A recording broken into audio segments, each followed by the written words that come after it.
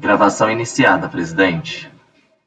Bom, pessoal, dando continuidade, então, à sessão da manhã do dia 7 de julho, tivemos o primeiro processo em que vamos ter a sustentação oral de relatoria da conselheira Lívia. A conselheira Lívia já leu o relatório. Tivemos um problema na sustentação oral em que a conselheira dele não conseguiu enxergar a sustentação oral, portanto, eu vou compartilhar o vídeo da sustentação oral neste momento, ok? Vamos lá.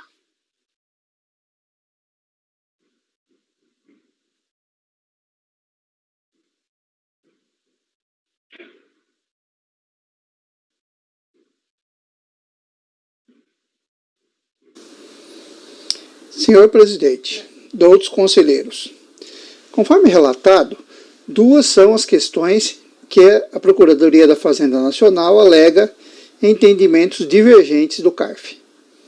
Em relação ao ano calendário de 2000, que se deve aplicar a regra de decadência do artigo 173, inciso 1, porque não houve pagamento em razão da apuração de prejuízo fiscal. O acórdão recorrido entendeu que a decadência operou-se com base no artigo 150, parágrafo 4º do CTN, porque o contribuinte apresentou tempestivamente a declaração e só não houve tributo a recolher em razão de apuração de prejuízo fiscal. O fisco, nesse caso, alega contradição, citando o RESP do STJ 973733-SC, proferido em sede de processos repetitivos.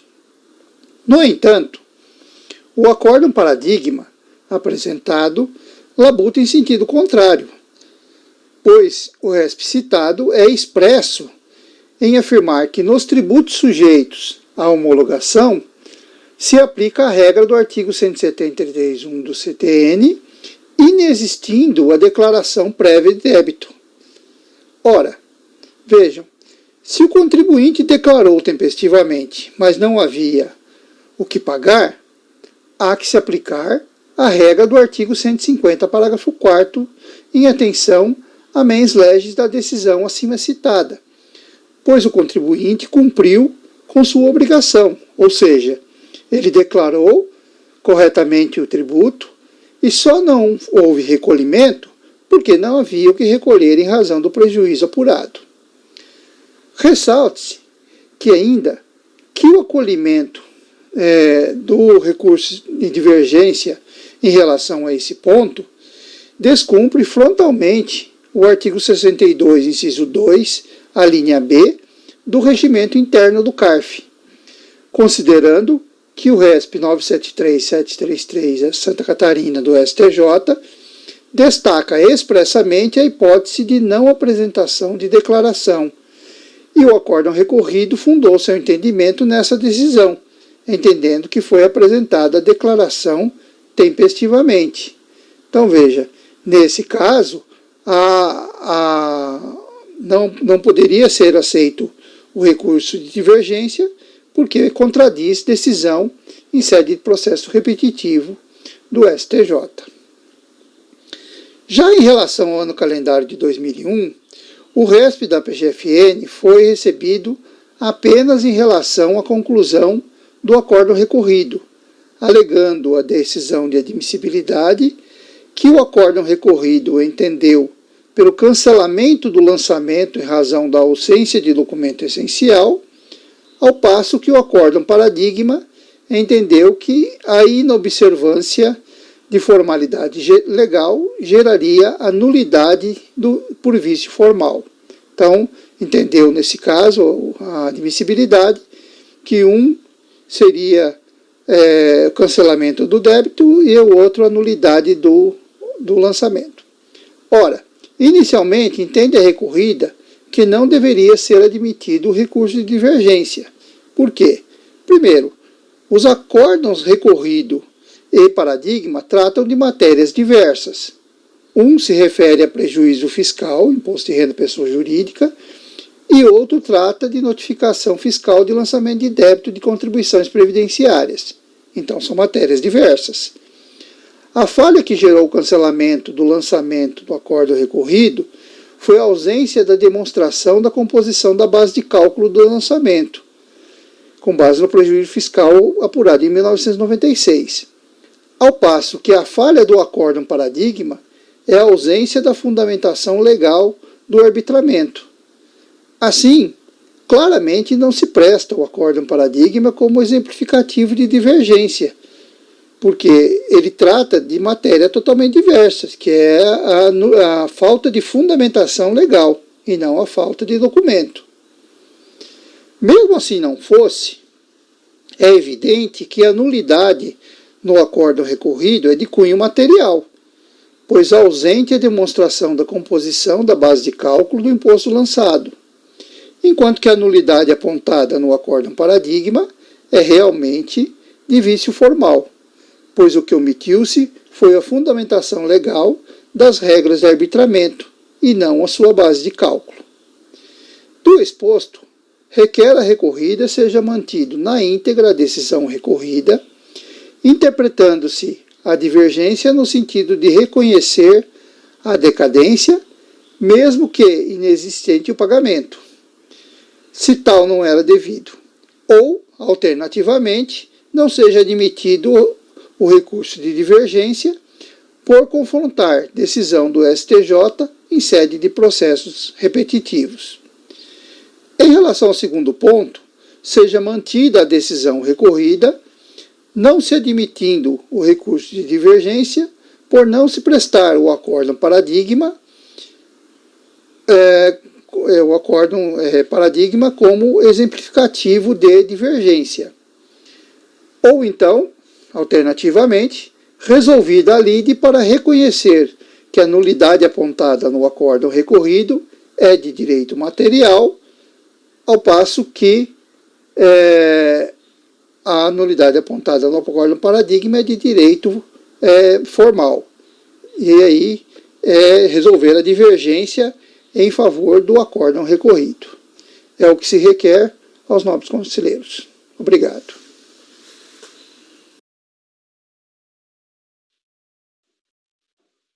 Muito bem, conselheira Lívia, por favor, pode ir ao voto. Recurso especial é tempestivo, passa a analisar os demais requisitos para sua admissibilidade. Então, o acórdão recorrido acolheu parcialmente a arguição de decadência para afastar as exigências pertinentes ao ano calendário 2000, sendo que, analisando a exigência remanescente ano calendário 2001, declarou-a improcedente por entender que a autoridade lançadora não formalizou adequadamente a acusação. O sujeito passivo primeiramente questiona a admissibilidade do recurso especial da Fazenda quanto ao tema da decadência, alegando que o recurso contraria a decisão do STJ em processo repetitivo. Aí eu falo aqui que a interpretação do alcance do repetitivo do STJ não é pacífica no CARF, existem diversas correntes, descrevo aqui as correntes, mas para dizer que a exigência do repetitivo do STJ não é suficiente para decidir pela admissibilidade ou não do recurso, porque é necessário definir o seu alcance e assim a gente está decidindo o próprio mérito da questão. Então, adotando também as razões do despacho de admissibilidade, eu compreendo que seria o caso de conhecer do recurso quanto à matéria da decadência. Não obstante, mesmo eventual reforma do acórdão recorrido quanto ao tema da decadência, não seria hábil manter o lançamento, eis que quanto à matéria remanescente, né, a improcedência do lançamento, compreendo, já pedindo veio no despacho de admissibilidade, que não houve demonstração da divergência jurisprudencial. Transcrevo aqui um trecho da necessidade da divergência, do que eu entendo por isso, que é padrão nos meus votos. Passo lá o finalzinho. Pois bem, como visto, após decidir pela decadência quanto ao calendário 2000, o acórdão recorrido passou a análise da autuação, eis que entendeu que 2000 não havia decaído e cancelou a exigência por entender que a autoridade lançadora não formalizou adequadamente a acusação, reportando-se apenas ao saldo de lucro inflacionário que, segundo os sistemas de controle da Receita Federal, existiria em 31 de 2 de 95, mas sem indicar-lhe a origem, ou ao menos antecipadamente juntar o demonstrativo, que só veio aos autos no curso do julgamento da impugnação. É dizer, o acórdão recorrido entendeu que a autoridade atuante não trouxe aos autos elementos materiais suficientes para respaldar a acusação consubstanciada no auto de infração. Então, faltou um documento que descreveu a base de cálculo da autuação, que só veio depois da impugnação. O paradigma analisa a situação que o discutido vício na autuação é essencialmente diverso, não dizendo respeito à descrição do fato gerador, mas a sua exteriorização, isso é, a comunicação deste ao contribuinte. Aí transcrevo aqui um trechinho do voto consultor do paradigma em que isso fica claro. Ele fala: a descrição dos fatos no lançamento eletrônico de malha foi concisa, indicando que o prejuízo foi indevidamente compensado, remetendo a demonstrativos anexos. Os demonstrativos indicam o valor declarado, os períodos, o valor alterado pela fiscalização e os acréscimos exigidos. Especificamente na folha tais, conta o SAPLI, demonstrativo de acompanhamento de prejuízo fiscal, em que se demonstra a evolução do saldo de prejuízos fiscais, é recorrente de 86 até o ano da autuação. Então, conclui o paradigma, né? O vício de descrição da autuação discutido nos autos é apenas formal, eis que foi desatendida a norma processual prevista no artigo 10 do 7235 e 72. Não se trata de erro na aplicação da norma de incidência do tributo, apenas houve falha na exteriorização do ato do lançamento. Então, entendo que esses vícios são diferentes, e não dá para dizer o que a turma do paradigma diria se estivesse no caso do vício aqui dos autos, né? Então, acho que esse acórdão não se presta a demonstrar divergência. Por sua vez, o paradigma 206.01026, que foi o admitido depois do saneamento, eu entendo que ele não pode ser admitido exatamente em razão de sua decisão convergir com a do recorrido. Isso porque seu voto condutor conclui que a indicação dos fundamentos de fato e de direito do procedimento fiscal é imprescindível, e sua ausência vicia o lançamento, que é exatamente o que foi decidido no acórdão recorrido. Então, eu concluo por pela não configuração da divergência jurisprudencial, porque a aplicação do racional constante nos acordos indicados como paradigma não é capaz de alterar a conclusão do recorrido, e oriento meu voto para não conhecer do recurso. Não sei se queremos votar a admissibilidade primeiro. Edeli quer falar. Por favor, Edeli. Eu não sei se eu perdi alguma passagem, mas nós temos duas divergências, né? Para a parte da decadência e para a outra parte da improcedência, né? O acórdão recorrido é da minha relatoria.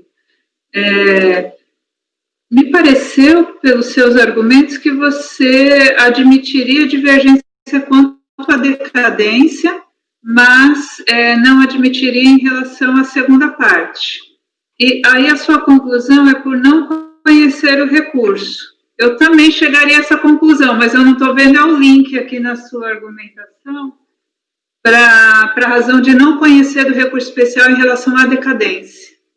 Tá, eu coloco mais claro, é porque o auto cai, né? Se eu não conheço da segunda parte, não adianta decidir a decadência, então é por isso, mas eu deixo isso claro. Porque o vício também está presente na primeira parte, né? Sim, é um lançamento... Não sei se mais alguém teve essa dificuldade, mas eu precisaria desse link para concordar com você. Perfeito. Podemos votar, doutor André? Preparado? Doutor André, como vota?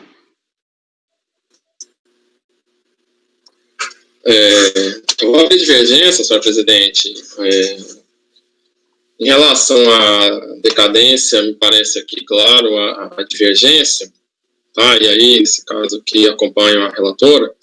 Agora, em relação à questão da nulidade, me parece que, analisando principalmente esse primeiro paradigma aí, o 01, 05, 76, ele serve para caracterizar a divergência, né, tá? Até fazendo um brevíssimo registro aqui, no caso, a gente até tem aqui, a gente até vai discutir isso posteriormente, né, mas esse aqui é um caso em que houve um despacho de saneamento para se completar o exame de admissibilidade da segunda matéria, né, só tinha a primeira matéria, aí foi feito o despacho para se completar, aí foi feito o exame da segunda e o processo retornou aqui, mas não vai ser mais esse aí vai ser algo a ser discutido posteriormente, mas é só para ilustrar a discussão que a gente já teve na sessão passada a respeito dessa questão. Mas, enfim, voltando aos autos aqui,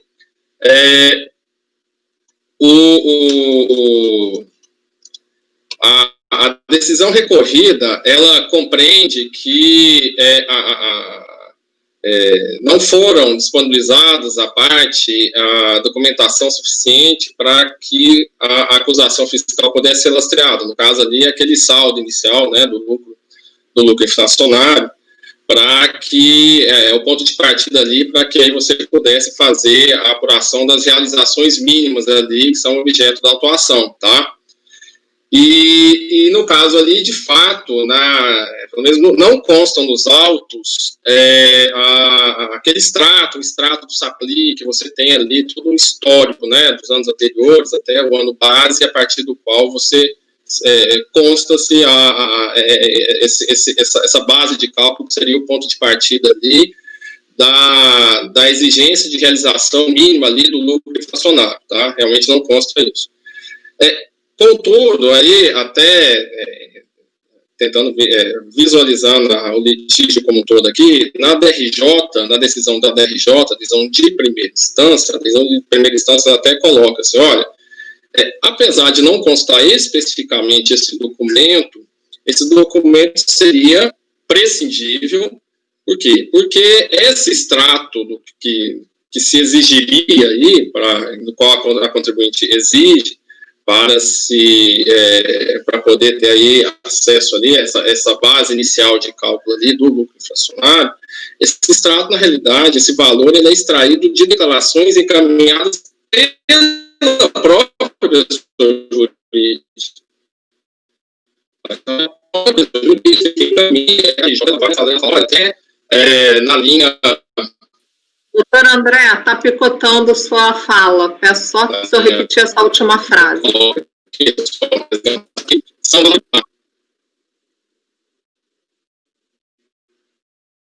Tá. Congelou. Ok. Onde consta ali o saldo, que é justamente o saldo credor da diferença, aquele saldo credor da diferença do IPC, BTNF de 90, aí tem até a linha, o quadro ali, que é informado pelo próprio contribuinte, tá? Então, assim, no caso aqui, para ilustrar, entende a DRJ que haveriam, sim, elementos suficientes para se lastrear a acusação fiscal. E a decisão recorrida interpretou que não, tá? Por sua vez, o paradigma, em especial aqui o paradigma 0105716, ele coloca aqui que, na realidade, esse cerceamento de direito de defesa, ele não deve ser um instituto aplicado apenas em tese. Ele deve ter a sua aplicabilidade demonstrada no caso concreto. Quer dizer, é a teoria ali do que você tem que realmente demonstrar que houve esse prejuízo do cerceamento de defesa e não simplesmente alegá-lo em tese, né? E nos autos aqui, o que ficou muito bem colocado, desde a impugnação, passando pelo voluntário, é que, não obstante a apresentação a não apresentação desse relatório, a defesa da parte não ficou prejudicada. Tanto que ela alega, em tese, o cerceamento de direito de defesa como uma preliminar de nulidade. Mas, no mérito, ela demonstra ter compreendido com muita clareza as razões da autuação e os valores postos. Tá? Então, assim, e aí o paradigma ele vem falar exatamente disso. Se o ato, aí até peço o Vênia para ler, se o ato alcançou os fins postos pelo sistema, sem que se verifique prejuízo às partes, tá, ele deve permanecer válido. Quer dizer, o paradigma ele trabalha sobre essa perspectiva. Olha, ainda que possa haver alguma irregularidade, vamos dizer assim, no lançamento, se essa irregularidade for sanável e ela não for passível de inviabilizar esse cerceamento, esse direito de defesa, se os demais elementos dos autos permitiram à parte uma apresentação correta da sua defesa, né, e uma compreensão dos fatos, tanto que os fatos foram devidamente impugnados e contrapostos, né, então você não saberia falar em cerceamento de direito de defesa. Tá? Então, assim, é assim que visualizo o racional trazido pelo paradigma, por esse primeiro 010576, que o cerceamento de defesa ele não é um instituto meramente suscitado meramente em tese. Ele tem que, restar demonstrado nos autos, no caso concreto, realmente a sua concretude. E não foi aqui o caso. Tá? Então, assim, o paradigma coloca de maneira muito clara essa questão, E aqui nos autos é o que compreendo que aconteceu, né? Tanto que você tem aqui a decisão da DRJ, coloca isso, olha, apesar de não ter sido disponibilizado na autuação, esse extrato do SAPRI eram informações que o contribuinte já continha, tá? E o recorrido, ele já entende o contrário, ele faz uma qualificação do fato, que já é parte do processo hermenêutico de interpretação, no meu sentido. O recorrido, ele coloca o seguinte, olha, independente, pelo que eu entendi, até a relatora do recorrido está aqui, né? Mas assim, ela entende em tese, olha, o cerceamento, né, doutora Edith? O cerceamento aqui se concretizou, independente de ter havido ou não uma compreensão por parte do contribuinte, ele se concretizou em tese. Então, aqui vamos dizer assim, é um bem tutelado que ele merece uma guarida maior. Não há de se, não vou agora investigar um eventual prejuízo aqui nesse caso, tá? Então, assim, nessa perspectiva, entendo que o paradigma ele serve para demonstrar a divergência. Aí, até fazendo-se um teste de aderência, compreendo que se a turma do paradigma fosse apreciar esses presentes autos, ela estaria aplicando, parece que a ementa aqui poderia ser até a mesma. Olha, aqui não... a arguição do cerceamento de direito de defesa meramente, puramente em tese, não é aplicável. Tem que ver no caso concreto. E aqui, o caso concreto, você vê que esse cerceamento ele não se concretizou. Então, assim, consigo aplicar até a ementa, o racional do paradigma, para poder reformar a decisão recorrida. Então, por esses termos, tá, presidente, que aí abro divergência para conhecer do recurso. Ok. Conselheira Edeli, como vota? Eu vou acompanhar a relatora, né, discordo do conselheiro André na parte final da sua argumentação, né, no voto do recorrido, eu consigo, eu não faço essa ressalva de que ele poderia ter compreendido, de que ele até teria exercido a sua defesa, eu entendo que ele não fez, né, ele traz hipoteticamente na impugnação que o saldo, ele não se reporta a um valor que tivesse deferido em 92, ele diz, olha, o saldo de 95 é tanto, pode até ser que seja de 92, mas eu não sei. E aí ele vem construindo a sua defesa hipoteticamente e é a DRJ que vem juntar esse demonstrativo para dizer que a origem está em 92. Eu aplicaria o entendimento do paradigma se estivesse frente a uma situação em que eu visualizasse a compreensão mínima do contribuinte para o exercício de defesa.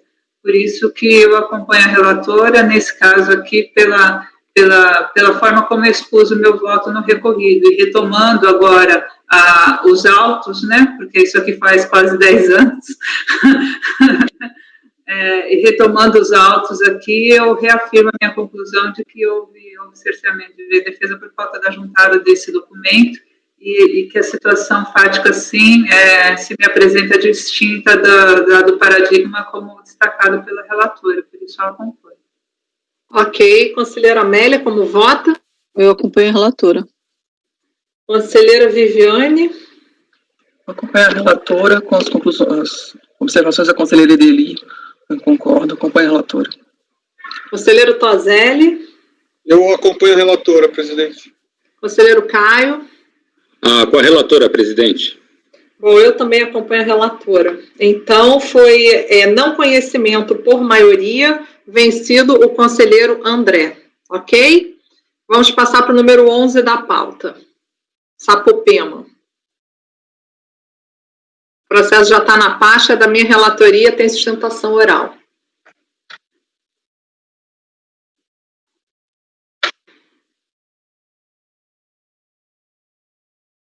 Trata-se de recurso especial da Fazenda Nacional, interposto em fase de decisão proferida no Acórdão 14.02.000457, por meio do qual a segunda turma da 4ª Câmara da primeira sessão, por unanimidade de votos, deu parcial provimento ao recurso voluntário do contribuinte. Originalmente, a empresa enviou à RFB diversos pedidos de ressarcimento, declarações de compensação, PERDECOMP, sendo que de número final 9075 foi enviado em 23 de maio de 2005. Todos os pedidos tinham por objetivo compensar débitos de tributos federais com a utilização do saldo negativo do IRPJ do ano calendário de 99 no valor de R$ 410.036,11. A pretensão da interessada foi negada pelo despacho decisório de folhas 94, sob a justificativa de que o saldo negativo do IRPJ 99 já for objeto de decisões proferidas através do despacho decisório da DERAT, do Rio de Janeiro, bem como do acordo da DRJ Rio de Janeiro, nos autos do processo administrativo final 2001-14, ambas negando o pleito da empresa sob o argumento de que o referido saldo negativo já havia sido utilizado em outras compensações pelo próprio contribuinte. Quanto à compensação do PERDECOMP final 9075, o parecer conclusivo entendeu por ser o pleito intempestivo, pois foi protocolado em 23 de maio de 2005, mas tratava de um crédito relativo ao ano de 99. Com a ciência da decisão, a empresa apresentou manifestação de conformidade, que foi julgada improcedente pela primeira turma da DRJ Rio de Janeiro, que reconheceu a decadência da compensação enviada em 2005. Em relação aos demais pedidos, entendeu que não havia créditos líquidos e certos, ratificando a posição do despacho decisório de folhas 94, no sentido de que a empresa utilizou o mesmo crédito mais de uma vez. Contra a decisão, o contribuinte apresentou recurso voluntário, no qual questionou a declaração de decadência por entender que o prazo para compensação seria de 10 anos. Afirmou que não houve aproveitamento de créditos em duplicidade, visto que no processo 2001-14 a empresa teria demonstrado que não utilizou o crédito advindo do saldo negativo do ano calendário de 99, de RPJ. Em 25 de fevereiro de 2001, a segunda turma da quarta Câmara, por meio do Acórdão 14.02.00457, deu provimento parcial ao recurso voluntário para anular também parcialmente o despacho decisório proferido para que a autoridade competente complementasse a apreciação do pleito do contribuinte. Na oportunidade, foi afastada a tese de decadência adotada pela DRJ. A Fazenda Nacional teve ciência da decisão e apresentou o recurso especial ao qual foi dado seguimento pelo despacho de admissibilidade de folhas 393. Em síntese, a Fazenda Nacional alegou que a empresa, quando formulou seu pedido de compensação em 23 de maio de 2005, o fez depois de transcorrido o prazo legal de 5 anos, conforme previsto no 65681 do CTN. Por seu turno, o contribuinte com a ciência da decisão apresentou contrarrazões defendendo que o PERDECOMP 9075 foi protocolado em 23 de maio de 2005, ou seja, antes do prazo limite de 9 de junho de 2005, razão pela qual deve ser aplicado o caso do teor da súmula CARF 91. Em 29 de setembro de 2017, o contribuinte apresentou petição para formalizar desistência parcial para a inclusão de parte dos débitos no PERT. Com base no pedido, a presidência do CARF pediu despacho, a fim de que fosse o processo retornasse à unidade de origem da Receita Federal do Brasil para análise e processamento da desistência com eventual retorno após os autos serem apartados. Contudo, a Delegacia da Receita Federal de Belo Horizonte indeferiu a inclusão dos débitos no parcelamento, firme na premissa de que o contribuinte não apresentou pedido tempestivo de desistência dos autos dos respectivos processos administrativos. Na sequência, a notícia nos autos de que permaneceram no presente processo os débitos das declarações de compensação, exceto os relativos à DECOMP 9075, que foram transferidos para o processo de número final 2017-66. O contribuinte, então, apresentou petição requerendo que fosse declarada a perda de objeto do recurso interposto pela Fazenda Nacional, que, em sua visão, versa apenas sobre DECOMP 9075, e, em paralelo, solicitou que fosse reconhecida a homologação tácita das demais compensações, dado que o despacho original foi anulado pelo CARF há quase 7 anos, sem que outro fosse proferido. Em março de 2018, o contribuinte reiterou o pedido de perda de objeto do recurso especial fazendário ante a premissa de que o crédito do objeto da DECOMP 9075 foi pago no âmbito do PERT, folha 618.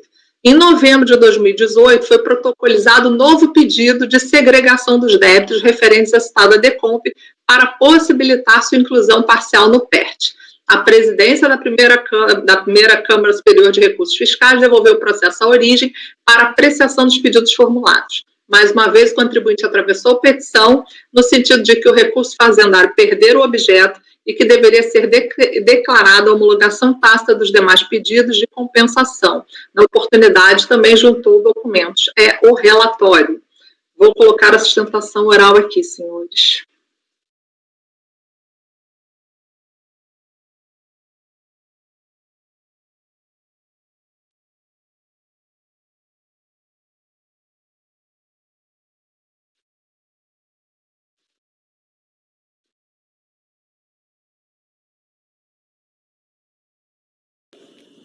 Ilustríssimos conselheiros, bom dia.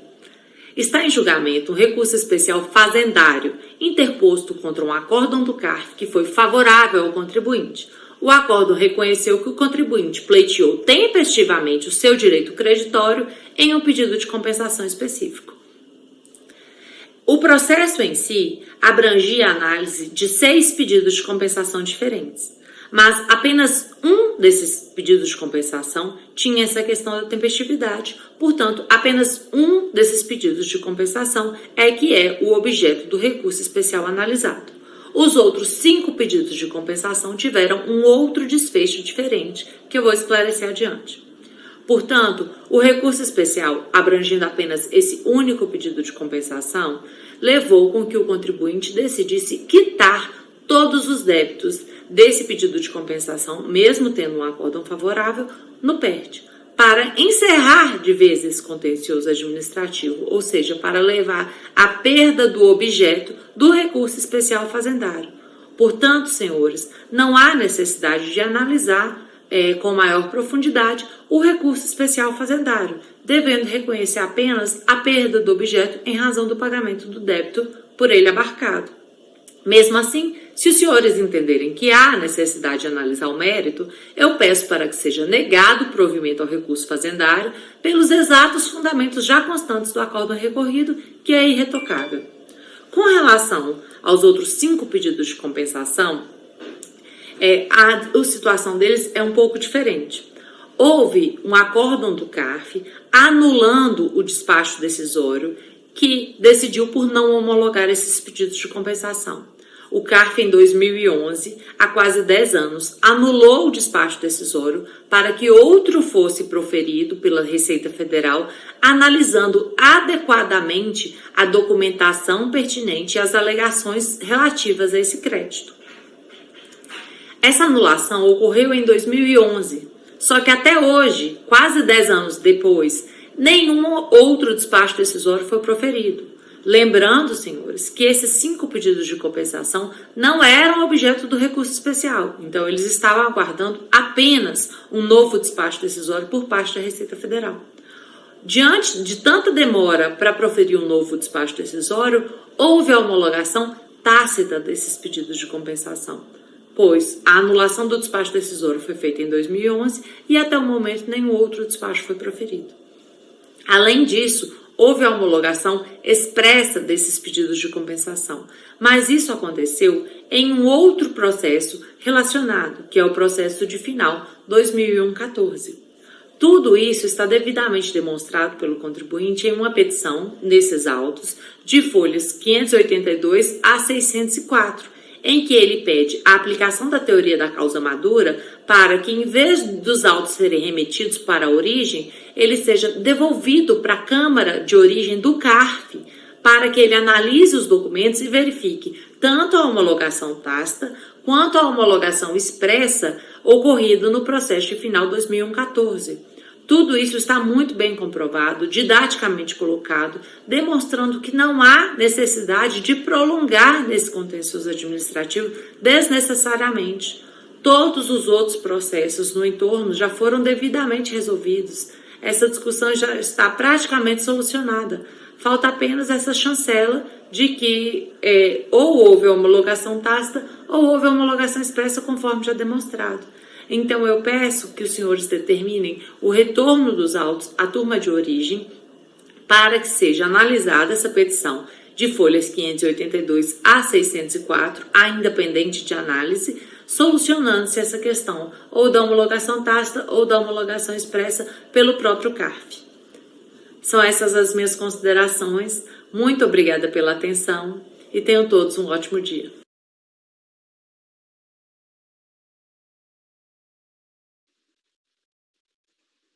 Bom, vou ao voto. Conhecimento do recurso especial fazendário ao qual foi dado seguimento pelo despacho foi questionado pelo contribuinte. Então, eu trago aqui o artigo 67, anexo 2 do RICARF, dos seus parágrafos, incisos, né? É importante destacar que a única matéria subjúdice nos termos do recurso especial aviado pela Fazenda diz respeito ao prazo para exercício do direito de compensação. Segundo a posição defendida pela Fazenda Nacional, o prazo máximo seria de 5 anos, nos termos do artigo 6568 do CTN, de sorte que, como a interessada buscou compensar créditos relativos a 99, somente em 23 de maio de 2005, quando apresentou seus pedidos de compensação, tal prazo já teria expirado.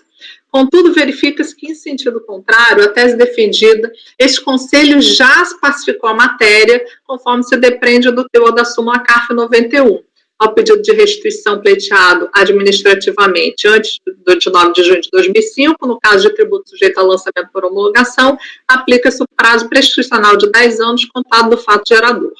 Este é o caso dos autos, pois o contribuinte apresentou declaração de compensação em 23 de maio de 2005, devendo ser aplicado ao caso o prazo prescricional de 10 anos, conforme determinado pela súmula CARF 91. Também não se pode olvidar que a matéria foi objeto de decisão no STF de repercussão geral no RS 566621, válidas para os tributos sujeitos à homologação, como a hipótese dos autos. Aplica-se assim ao caso disposto no RICARF, anexo 2, parágrafo 3º. Em síntese, por força da subsunção da matéria em tela, ao teor da súmula CARF 91, que firmou o entendimento em sentido contrário defendido pela recorrente, aliado à decisão com repercussão geral do STF, penso que não há como conhecer do recurso fazendário. Aí eu não vou, eu entrei na questão da homologação tácita, mas isso também eu posso até tirar, tá? Porque eu não conheço desse pedido de homologação tácita, e como a matéria subjúdice era só decadência, eu até falei isso, mas isso aí não tem problema se isso for um motivo para a questão de votação. Contudo, cumpre-me destacar que não se vislumbra ter havido nulidade, também até refuto as argumentações da interessada no sentido da homologação tácita e da nulidade plena, que não aconteceu, porque a nulidade foi parcial, foi só para reformar o despacho. Então, eu não conheço do recurso especial da Fazenda Nacional, né? E determino o retorno à unidade de origem para que sejam verificadas as inconsistências. É o meu voto. Conselheiro André.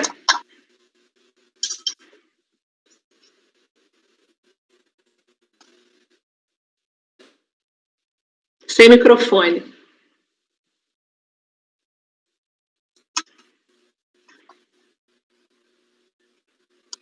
Acompanhe mais, Laura. Conselheira Lívia. Tá.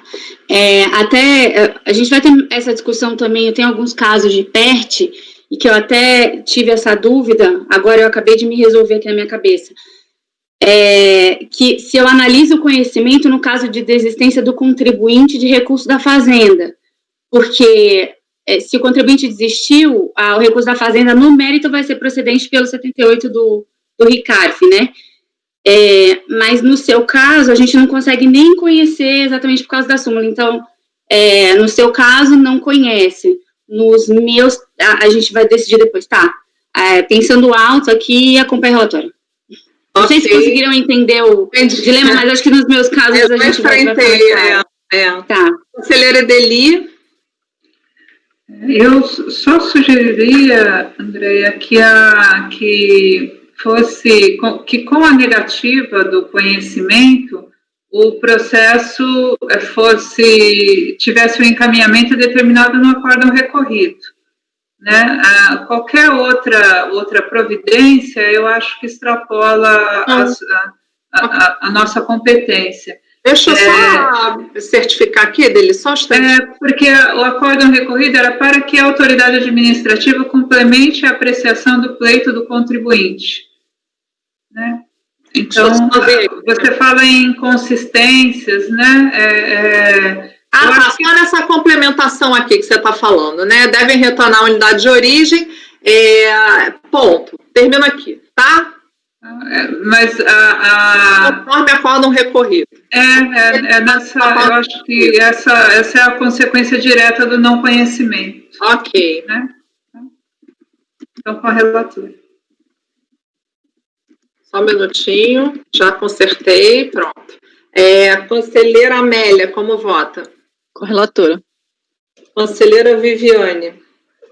Acompanho a relatora. Eu tenho uma observação só, conselheiro André, em relação à emenda lá que está se referindo ao parágrafo 12, que seria o parágrafo terceiro. Né? Okay. Conselheiro Toselli. Eu acompanho a relatora. Conselheiro Caio. Com a relatora, presidente. Ok, então, por unanimidade, o recurso não foi conhecido, com retorno à unidade de origem. Bom, vamos continuar, então, a nossa sessão com o início da pauta de hoje, que é o número 1, de relatoria do Dr. Caio, que eu pedi vista, inclusive, no 1 e no 2, né, Dr. Caio? Se o senhor quiser fazer só um resuminho, se quiser ler, fique à vontade, mas é a questão já conhecida do colegiado, mas fique à vontade aí para fazer o resumo, reler do jeito que o senhor achar melhor, tá? Está com a palavra. Obrigado, presidente. Eu vou fazer um breve relatório e depois concluir como foi o voto, né? Mas, basicamente, aqui é recurso especial interposto pela Procuradoria-Geral da Fazenda Nacional contra a decisão da 8ª Câmara do primeiro Conselho, que deu provimento parcial ao recurso do contribuinte para reconhecer a decadência da CSLL e, ainda mais específico, referente ao mês de julho de 96. Basicamente, o que a gente tem aqui é um auto de infração em razão de uma auto de infração lavrado após revisão de declarações, e no qual se verificou que o contribuinte compensou base de cálculo negativa da CSLL acima do limite de 30%. Processada a impugnação do contribuinte, a DRJ negou provimento à impugnação na sua integralidade, mantendo o lançamento e não reconhecendo naturalmente essa decadência. Conformada a recorrente interpôs seu recurso voluntário, que é sendo parcialmente provido para aplicar o artigo 150, parágrafo 4º, no cômputo da decadência da CSLL. Intimada a Procuradoria embargou para fins de saneamento de um equívoco formal da data do fato gerador, sendo provido tais embargos sem efeitos infringentes. Posteriormente, essa mesma Procuradoria apresenta o recurso especial, agora julgamento, requerendo a aplicação do artigo 1731, ao invés do artigo 150, parágrafo 4º, por entender que não houve recolhimento de CSL efetivo, bastante para atrair a regra do 154, não havendo então nada a ser homologado, restando então a regra geral. Basicamente é isso. O contribuinte não ofertou contra-razões. Em suma, no meu voto, eu conheço do recurso fazendário, uma vez que não houve sequer o combate pelo contribuinte, também muito clara a existência da divergência. E no mérito, analisando os autos, eu constato que realmente naquele mês, no mês de julho de 1996, o contribuinte apurou base negativa, de negativos R$ 972,14. Então, no meu entender, essa apuração de base negativa realmente não configura antecipação ou recolhimento parcial do tributo, de modo que resta endossado a tese fazendária pela minha análise dos autos, motivo pelo qual eu dou o provimento ao recurso da Procuradoria da Fazenda Nacional para restabelecer essa pequena parcela do lançamento de CSLL, então antes cancelada por conta da decadência. Presidente, esse é o resumo. Ok.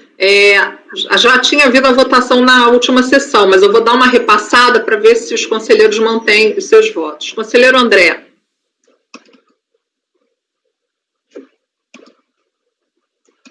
Abre o microfone. Só registra. Sim. Tá. Conselheira Lívia. Mantenho meu voto pela divergência. Conselheira Edeli. Divirjo, DIPJ com informação de compensação integral de prejuízo e respeitada a opção do contribuinte para minha conduta que atrai o artigo 150. Certo. Conselheira Amélia. Eu também mantenho no sentido da divergência. Conselheira Viviane. Acompanho o relator, continuo. Conselheiro Toselli. Eu continuo acompanhando o relator também. Ok. Eu pedi vista, né? Vou acompanhar o relator, porque realmente eu até estava na dúvida com relação a essa situação do 150, porque eu até fiz uma declaraçãozinha de voto aqui, deixar consignado. Deixa eu pegar, tá na pasta, gente. É o Guimarães, né?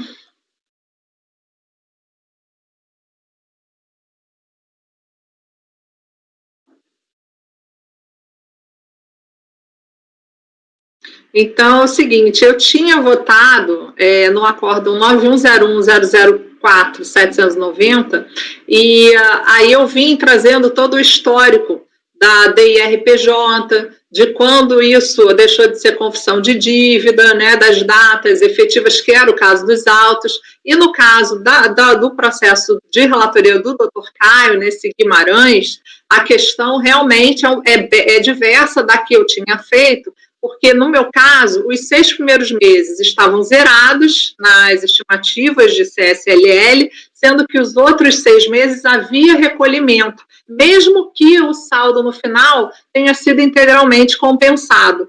Então, na hora eu fiquei na dúvida de se haveria atração de 150, e aí eu fui ver se achava um recolhimento, para poder manter a minha fundamentação, a minha coerência.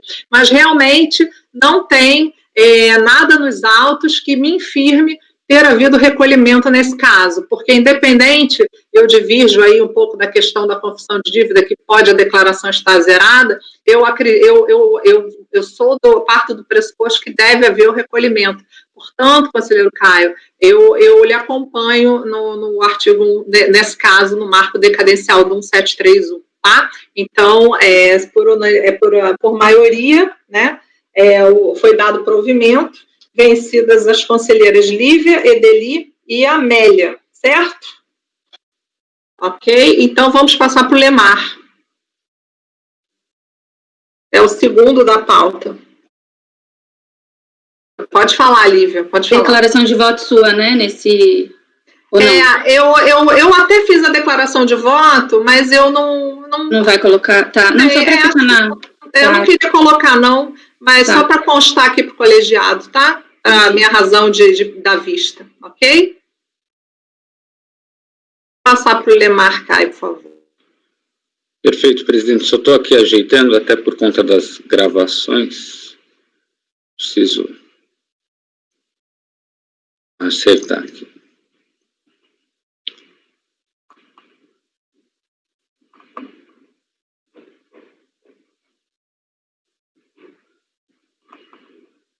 Ok, então, da mesma forma como no caso anterior, eu vou fazer um relatório um pouquinho mais extenso, depois resumir meu voto. Aqui também é recurso especial interposto pela Procuradoria-Geral da Fazenda Nacional, em face de acórdão proferido pela 3ª Turma Especial da primeira sessão, que deu provimento também parcial ao recurso voluntário do contribuinte para afastar a qualificação da multa e, uma vez afastada essa qualificação, reconhecer a decadência de parte do crédito tributário. Aqui a situação é bastante semelhante, é uma cobrança de CSLL referente à compensação integral de base de cálculo negativa, naturalmente, então, acima da trava de 30%, nesse caso do ano calendário de 97. Entendeu a turma CO, basicamente, que tratando-se então da CSLL como lançamento, um tributo sujeito ao lançamento por homologação, seria automaticamente aplicável o artigo 150, parágrafo 4º, para o cômputo da caducidade decadencial da CSLL. A Procuradoria não embargou, apresentou diretamente o seu recurso especial, alegando a tese de que, ao caso, deveria ser aplicado, na verdade, o artigo 1731, exatamente pela ausência de qualquer recolhimento de CSLL pela contribuinte. Cientificado, o contribuinte apresentou contrarrazões que questiona o conhecimento do apelo fazendário pela improcedência das razões recursais, e bem como, no mérito, repete essa mesma razão de improcedência das razões recursais e a correção do acórdão recorrido. Subsidiariamente, caso reformado, ela requer o retorno dos autos para a instância ACO. Esse é o relatório, presidente. Em suma, eu decidi, pelo conhecimento do recurso fazendário, uma vez que é claríssima a existência da divergência, e no mérito, fazendo a análise interpretativa não só da tese já bastante conhecida, defendida por mim em outros votos, de como se interpreta a questão decadencial travada no recurso especial 973-733 de Santa Catarina. Olhando nos autos, fica claro que não houve qualquer recolhimento. Mais do que isso, as próprias fichas da DIPJ do contribuinte, que eu colaciono aqui as folhas 9, deixa muito clara que ao longo do ano inteiro não houve qualquer recolhimento, qualquer pagamento ou qualquer constituição de CSLL devida naquele ano calendário.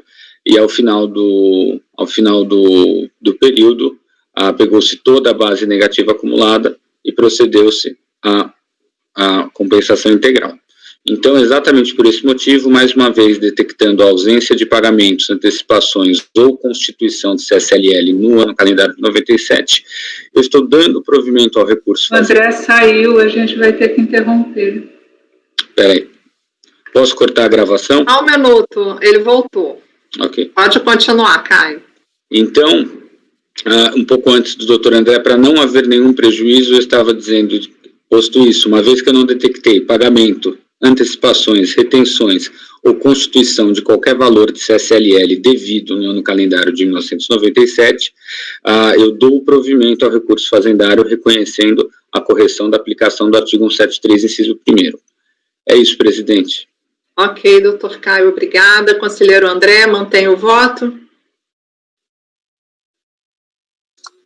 Sim, acompanho o entendimento da externação, presidente. Ok, conselheira Lívia. Mantenho a divergência, houve declaração, meu caso é bem semelhante ao anterior, né? Mantenho na verdade, abre a divergência nesse caso. Conselheira Deli?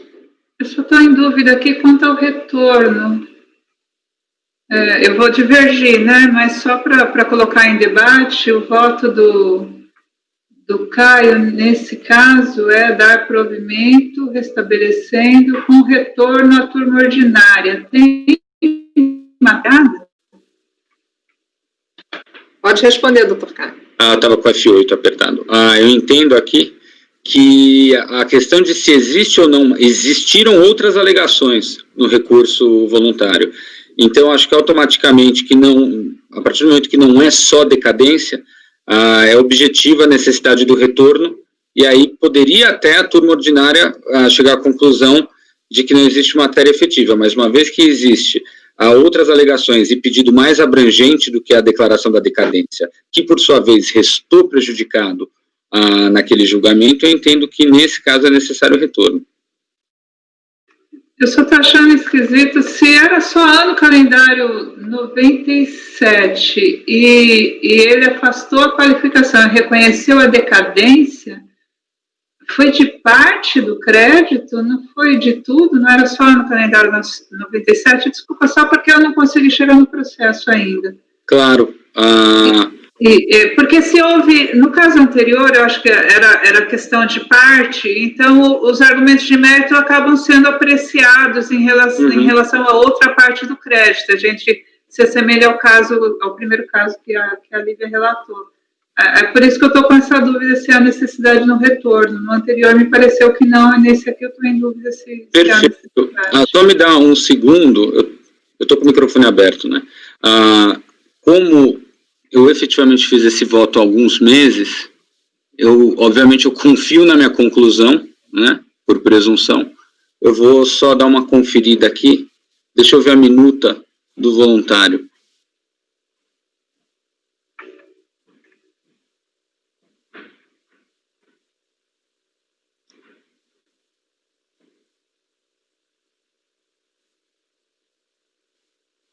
Peço que aguardem que está carregando aqui.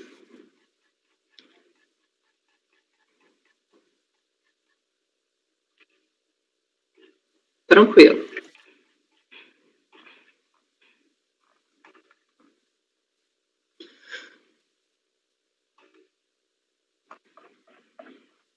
Olha, eu já adianto que existe pedido para declarar a validade da compensação integral, ok? No sentido de afastamento da trava dos 30. Agora, por que isso não foi apreciado pelo... achei aqui.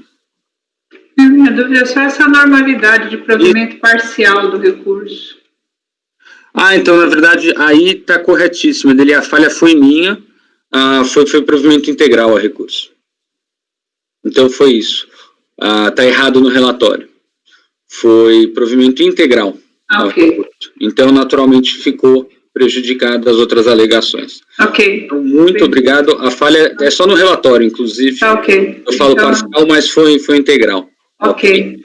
Tudo certo. Então, conselheira Amélia, como vota? Desculpa, Edelia. Pode manter a divergência, né? Conselheira Amélia, como vota? Eu mantenho a divergência também. Divergência. Conselheira Viviane? Eu mantenho o relator. Conselheiro Tozelli? Com o relator também. Bom, eu, da mesma forma que o anterior, também lhe acompanho. Fiz uma declaração de voto também só para constar, mas, na verdade, não vou incluir. Mas também a mesma situação, a minha dúvida era realmente no caso do Cerro Azul, e já está dirimida, e, portanto, eu acompanho. Então, no caso, foi, por maioria, dado provimento ao recurso, vencidas as conselheiras Lívia, Edeli e Amélia, ok? Vamos continuar com o número 3 da pauta, conselheira Viviane. Vamos dar uma adiantada, porque a gente perdeu um tempinho lá com a questão das sustentações orais, depois a gente dá um intervalo, tá bom? Então, vamos fazer o 3 e o 4, e em seguida a gente faz o intervalo de 10 minutos, ok? Então, vamos lá, a conselheira Viviane está com a palavra, e tem 3 da pauta, transportes SIM. Andréia, só para registrar o retorno no 2, retorno ao colegiado ACO. Sim, desculpa, ok. Retorno ao colegiado ACO. Perfeito, obrigada, Edeli. Conselheira Viviane, a senhora está com a palavra. Então, ok, aqui o recurso é do contribuinte, em face do acordo que registrou, então, a ementa em relação à decadência, o termo inicial, ausência de pagamento antecipado, comprovar que a recorrente não procedeu a qualquer pagamento antecipado de contribuição social no período, tem aplicação ao termo inicial de início de contagem do prazo decadencial do inciso 1 do artigo 173 do CTN. Então, aqui, basicamente, a matéria é essa, o processo teve origem a constituição de ofício, então, do crédito, segundo trimestre do ano calendário 98, o contribuinte impugnou, DRJ manteve e apresentou o recurso voluntário ao CAF, o qual foi negado o provimento. Então, uma vez cientificado dessa decisão de segunda instância, ele interpôs recurso a essa turma, recurso especial alegando divergência jurisprudencial em relação à data de início do lapso temporal para fins de decadência do direito à constituição do crédito tributário de ofício pela autoridade competente, que indicou como paradigma o acórdão 101.00.140, julgado em 2009, que trouxe o entendimento de que o direito à fazenda de constituir o crédito tributário extingue-se no prazo de 5 anos, inclusive para contribuições sociais, a súmula STF 8, nos tributos sujeitos a lançamento por homologação, o termo inicial do prazo de decadência é a data de ocorrência do fato gerador, que define se o lançamento é por declaração ou homologação, é a legislação específica do tributo e não a circunstância de ter ou não havido pagamento. Então, é apertada a síntese, o recorrente pretende convencer que houve pagamento ou compensação parcial da contribuição social apurada e evidencia o dissídio entre os dois julgados, reforçando, então, o fato que, no paradigma, consignou como marco inicial a contagem de decadência previsto no artigo 150, parágrafo 4º, independentemente da realização de pagamento ou declaração de débito. Ao final, requer título preliminar que seja declarada decadência do crédito tributário constituído, ou eventualmente a prescrição do valor, quanto ao mérito seja dado provimento ao recurso, já que a decisão recorrida afronta a jurisprudência do CAF, conforme o acordo paradigma. Foi dado seguimento ao recurso, nos termos de despacho de admissibilidade, admitindo a comprovação, em relação a esse marco inicial do contagem do prazo decadencial. A Fazenda foi cientificada, apresentou contrarrazões, alegando, em síntese, que a questão fundamental do processo é a existência ou não de pagamentos. Ele cita as decisões do STJ, no RESP e no RESP 973 e 733, onde reconheceu que o tributo sujeito à homologação quando não ocorre pagamento antecipado pelo contribuinte, o prazo decadencial é do artigo 173 do CTN, então não haveria identidade dos casos analisados. na hipótese dos autos que o contribuinte não antecipa o pagamento dos tributos recolhidos mediante lançamento por homologação, a contagem deverá se dar com fulcro, então, no artigo 173, conforme o entendimento majoritário, jurisprudencial e doutrinário sobre o tema. O entendimento firmado, adotado pelo acordo recorrido, firmado pelo STJ, no sentido de que não havendo recolhimento antecipado, prazo decadencial para a Constituição, rege-se pelo artigo 173 e não pelo 150. Quanto ao argumento do contribuinte de que a compensação parcial não homologada equivaleria a pagamento, não são poucas decisões do CARF, sentido contrário. Então, ao final, requer seja negado provimento recurso do contribuinte. Esse é o relatório, senhor presidente. Pode passar para o voto. Passando ao voto, eu trago aqui o conhecimento, então, da competência da Câmara Superior, né, o artigo 67 do anexo 2 do atual RICARF 2015, tem seus parágrafos. Destaco aqui o parágrafo 12. O contribuinte pretende questionar a decisão quanto à data de início do lapso temporal para fins de decadência do direito à constituição do crédito tributário de ofício pela autoridade competente. Então, apresenta como paradigma o acordo referido, 101.00.140, então, que decidiu que nos tributos sujeitos ao lançamento por homologação, termo inicial do prazo, decadência e a data da ocorrência do fato gerador, que o que define esse lançamento é por declaração, homologação e legislação específica do tributo, não a circunstância de ter ou não havido pagamento. Aqui, no presente caso, ainda que se observe que o paradigma apresentado pela recorrente conflita com a interpretação dada pelo STJ sobre o rito dos recursos repetitivos no julgamento do RESP 973.733, o que, em tese, esbarraria na vedação do inciso 2, parágrafo 12 do artigo 67 do RICARF 2015, acima transcrito. Então, compreendo que esse fato não pode impedir o conhecimento do recurso nesta fase processual. E aqui eu explico que, de acordo com, de fato, o acordo paradigma, já que sua ementa consigna que se deve adotar o prazo previsto no artigo 150, parágrafo 4º, no prazo decadencial, os tributos sujeitos ao lançamento por homologação, independentemente de ter ou não havido recolhimento antecipado. Essa interpretação conflita, assim, insuperavelmente com o proveniente do julgamento do RESP 973.733, né, que eu destaco aqui a ementa.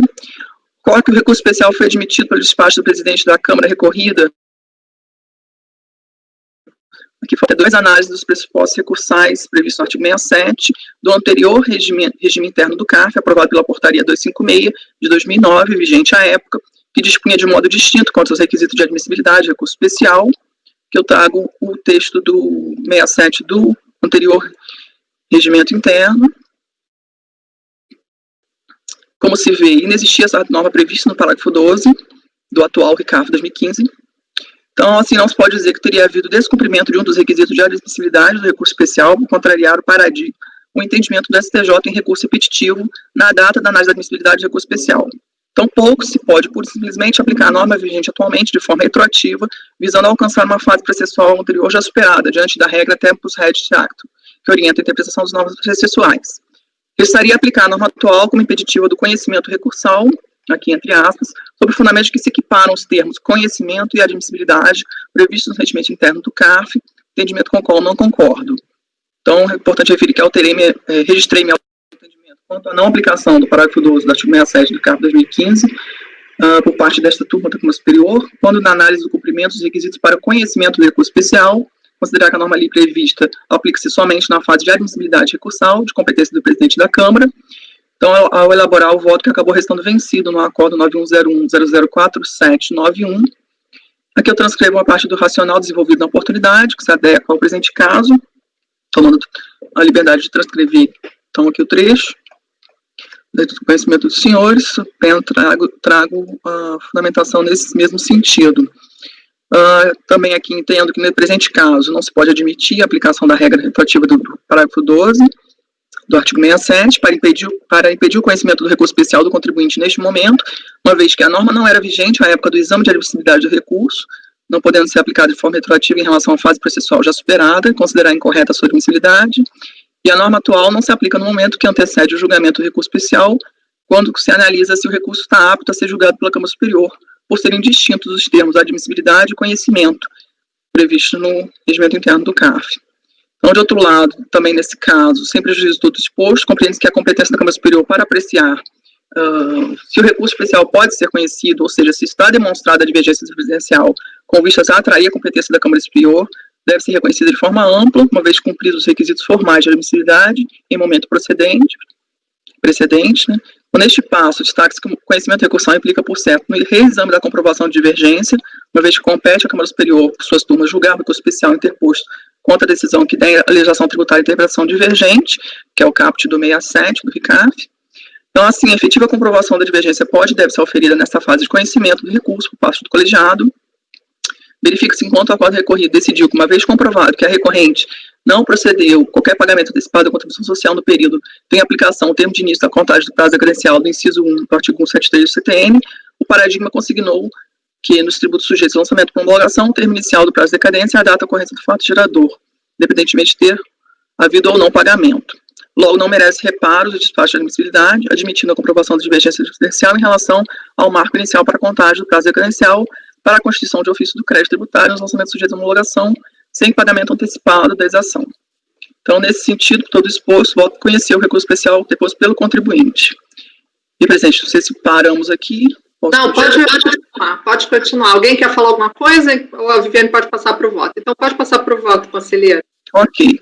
Então, no quanto ao mérito, aqui o litígio está claramente identificado, cabendo o colegiado apreciar e decidir qual o marco inicial para contagem, então, do prazo decadencial, que está sujeito a esse ato administrativo de constituição de ofício, da contribuição social sobre o lucro líquido, que é tributo sujeito ao lançamento por homologação, nos termos do artigo 150 caput do CTN.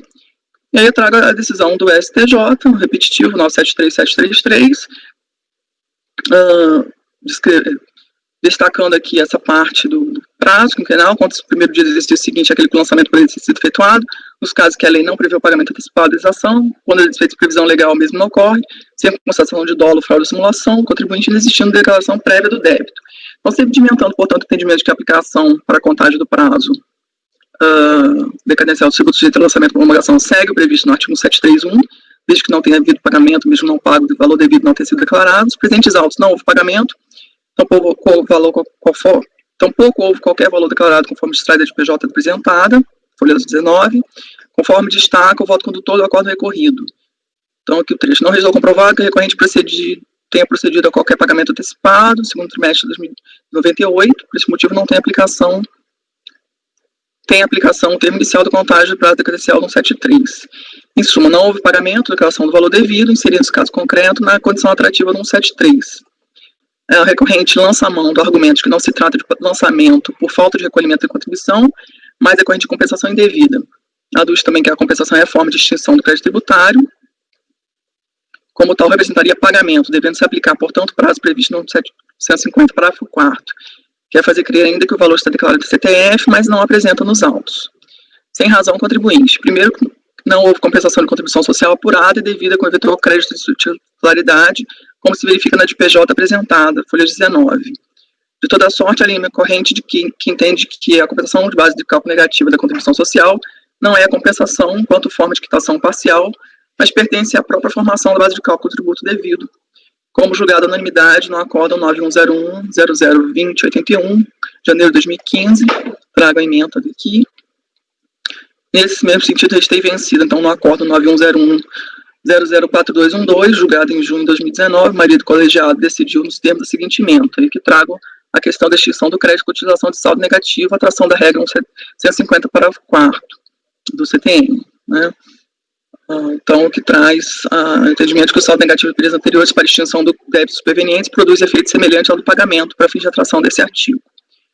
Então, aqui eu tenho que o argumento do contribuinte que o valor devido estaria com a cobrança prescrita, não encontra amparo nos autos, seja porque não está declarado de CTF, seja porque o valor declarado de PJ, além de meramente informativo, conforme o entendimento classificado no CAF, trata-se dessa declaração, nesta declaração da compensação de base de cálculo indevida, como restou incontroverso, da contribuição social, que se compensou 100% da base de cálculo trimestral, não restando, conforme o documento apresentado, base de cálculo suficiente para apurar qualquer valor de contribuição social devida no trimestre. Então, por fim, registro que o artigo 62, parágrafo 2º do anexo 2, determina a aplicação de decisões de mérito definitivas proferidas pelo STJ sobre esse temático repetitivo, e essa tem sido a postura desse colegiado. Então, trago aqui a emenda do um outro precedente, 9101-004101, também de 2019, considerando que o prazo decadencial é quinquenal, contado a partir do primeiro dia do exercício seguinte, o lançamento poderia ter sido efetuado. Então, portanto, no caso de sob exame, não houve pagamento antecipado de contribuição social, Ademais, o valor devido não foi objeto de declaração pelo contribuinte, razão pela qual, por tudo considerado, deve se aplicar para fins de contagem a regra prevista no 173, não merecendo reforma ao acordo recorrido. Nesses termos, voto no sentido de conhecer e negar provimento ao recurso especial do contribuinte. Como voto, presidente. Ok. Conselheiro André, está preparado para votar? Pode, isso.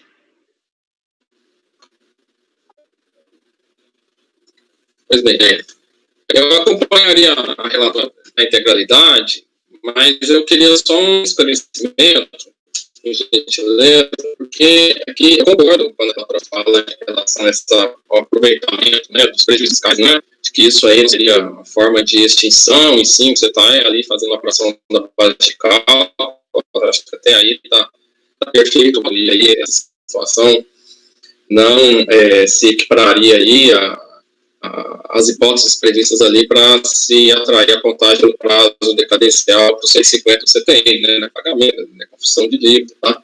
Até aí eu acompanho, até nos termos aqui desse precedente colocado 9101 002 081. Eu só não concordo, relatora, com essa referência que é feita depois, logo na sequência do voto, na página aqui, na folha 7, quando se coloca do acordo 9101 004 212, tá? Porque eu fiz uma leitura rápida, tá? Realmente, eu acho que mas pela leitura rápida que fiz ali, está falando de saldo negativo, né? Eu estou utilizando saldo negativo para extinguir um débito, tá? E aí, realmente, aí é a compensação, né? Quer dizer, é o saldo negativo, se é no fim do ano ali, você vai utilizar esse saldo negativo para poder estar extinguindo parte desse débito, e aí isso aí, sim, se equipararia aí a uma situação que atrairia a regra do 150 parágrafo 4º do CTN. Até nesse voto, por isso que nesse precedente que a relatora cita, o 9101 004 212, a relatora ela divergiu, né, e eu acompanhei outras matérias apostas também, tá? Mas, assim, eu só não acho que o paralelo aqui, ele está adequado, tá? Assim, gente, uma coisa a gente está falando de compensação de prejuízo, tá? Eu acho que aí realmente não se aplica o caso aqui para se atrair a regra do 150 do CTN. Agora, esse precedente, o 004 212, está falando de saldo negativo. Então, aí outra coisa, saldo negativo, tá? É um crédito que eu estou usando para extinguir um débito. Então, assim, pagamento é uma forma de extinção. Então, eu entendo que ele atrai, tá? Então, assim, eu não sei se a relatora... Peraí, só um minuto. Eu vou passar a palavra para a relatora e depois eu vou passar a palavra para a doutora Edeli, que pediu a palavra, tá? Relatora, pode falar. Realmente ficou ruim aqui a referência, eu faço exclusão desse parágrafo. Só um instantinho, deixa a relatora, então, responder ao doutor André, só um instantinho, vamos lá. Só um minutinho. Então, conselheiro André, realmente a sua observação foi pertinente, esse precedente aqui realmente não está se encaixando na situação. Eu excluo esse parágrafo, não nesse sentido aqui, fazendo referência ao 4212, então estou tirando do voto este parágrafo. Ok? Não sei se ficaria mais... Vou passar a palavra agora para a conselheira Edeli, ok, Viviane? Então, conselheira Edeli, a Viviane está retirando da parte do voto dela a observação feita pelo conselheiro André. Conselheira Edeli, pode falar.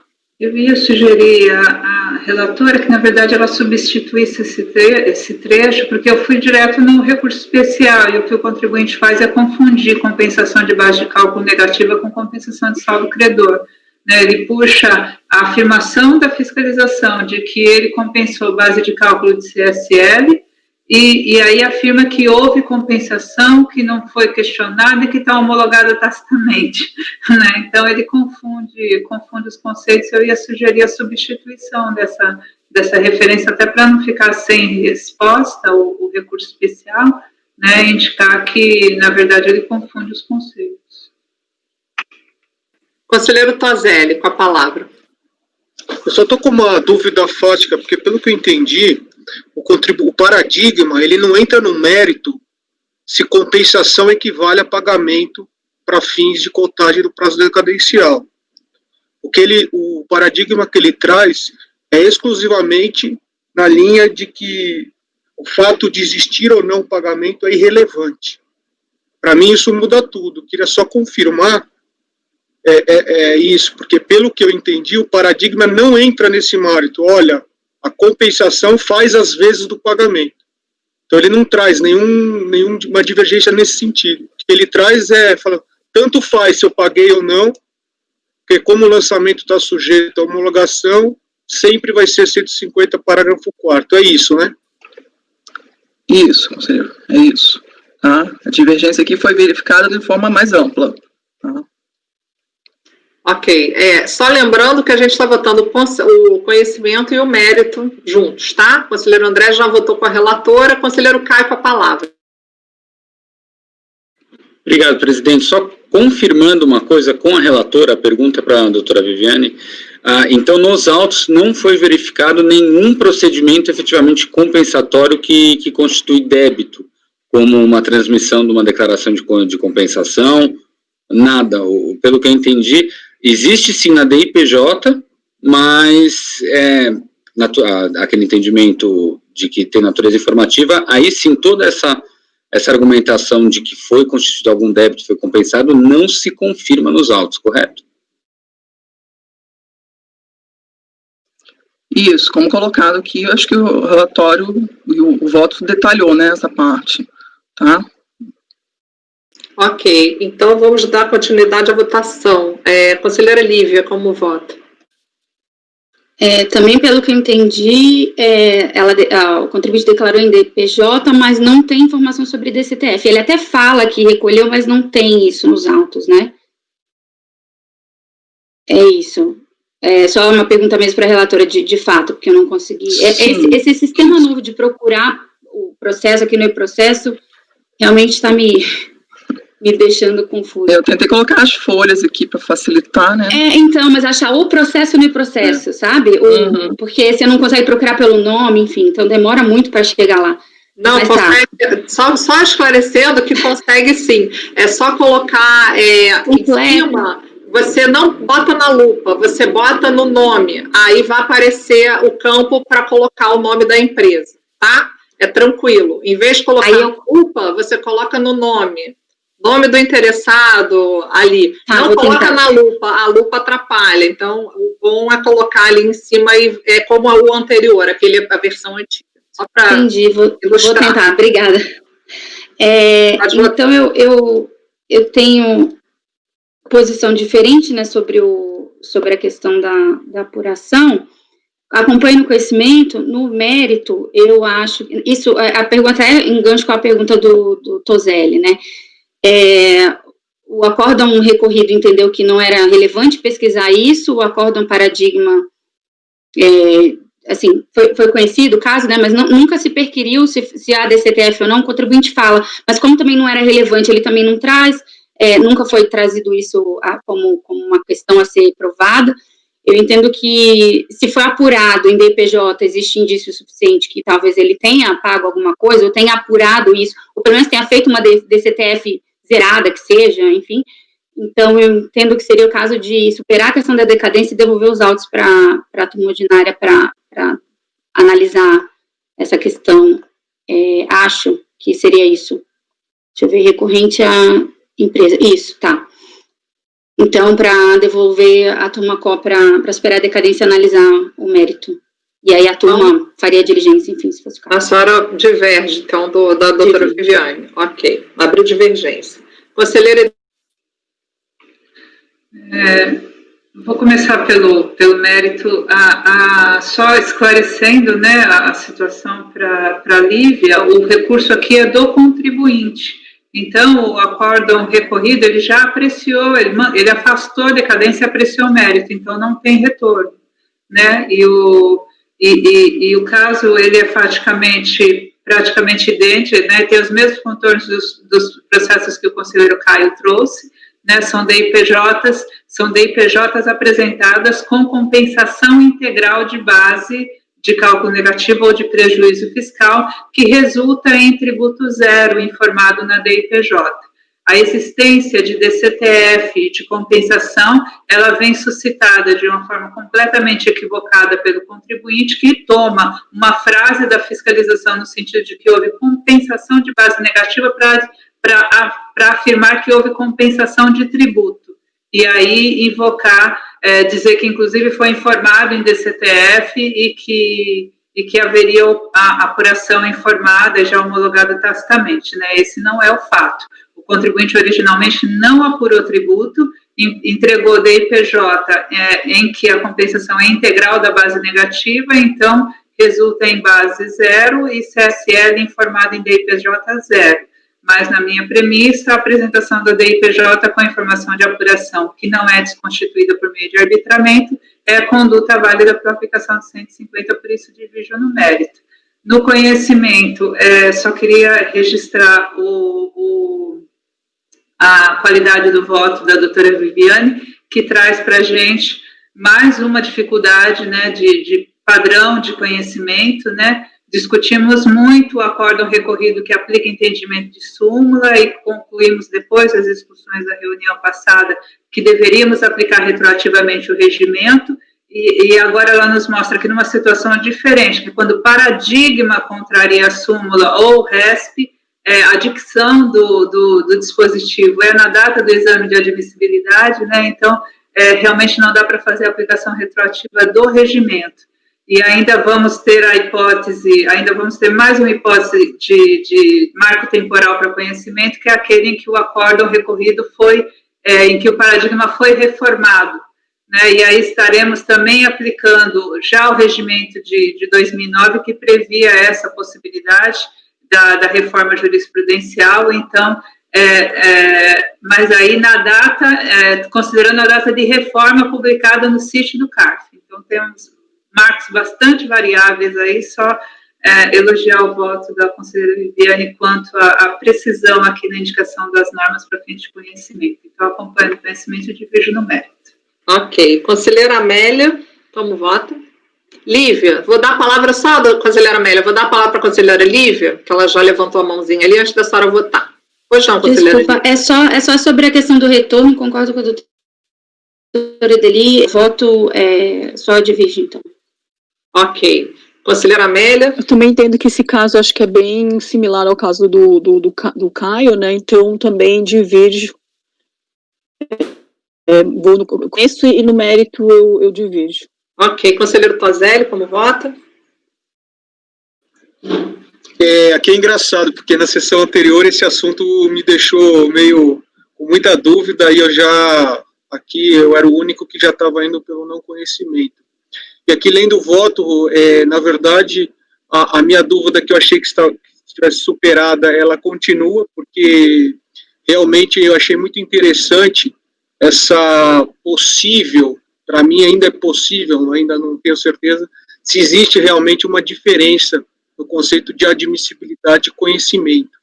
Então, como eu já refleti na sessão passada bastante com isso, eu ainda mantenho o meu entendimento que o CARF, ele é competente. Quando você fala em CARF, você é competente por conhecer ou não, eu acho que isso necessariamente vai implicar um rejuízo de admissibilidade. Despacho, naquele momento, admitiu, mas o CARF não está vinculado a esse despacho. Então, agradeço aí por colocar mais uma sementinha para a gente fazer essa reflexão, mas como não vai mudar também na prática, mas por hora eu ainda mantenho que eu acho que não é caso de conhecer, porque hoje nós estamos fazendo esse juízo de admissibilidade para fim de conhecer ou não recurso, e hoje o regimento ele já vincula paradigma contrário à súmula, não é caso, não é competência do CARF julgar. Então, eu ainda fico nessa posição, não conheço do recurso, presidente, essa é a minha divergência. Tá, mas e no mérito, como é que o senhor vota? Porque no caso a gente já está votando, já conhecendo. Como já vencido no conhecimento, no mérito, eu acho que é exatamente os dois casos anteriores de relatoria do Dr. Caio. Eu acho que aqui tem que aplicar o repetitivo, e o pagamento é condição necessária para aplicar o 150, parágrafo 4, como aqui não houve, aplicável no 73, eu acompanho a relatora no mérito. Ok, conselheiro Caio, como vota? Realmente é muito semelhante, não é idêntico, é só isso que aquela hora que a doutora Edeli estava falando, eu cheguei a manifestar, mas a situação final mesmo é isso, não existe prova de retenção, antecipação, pagamento prévio, pagamento parcial ou constituição por outro meio, que é aquela dúvida que tinha ficado se havia uma decomp ou qualquer instrumento de constituição irretratável. Então, por isso que eu acompanho a relatora. Ok, eu acompanho a relatora também.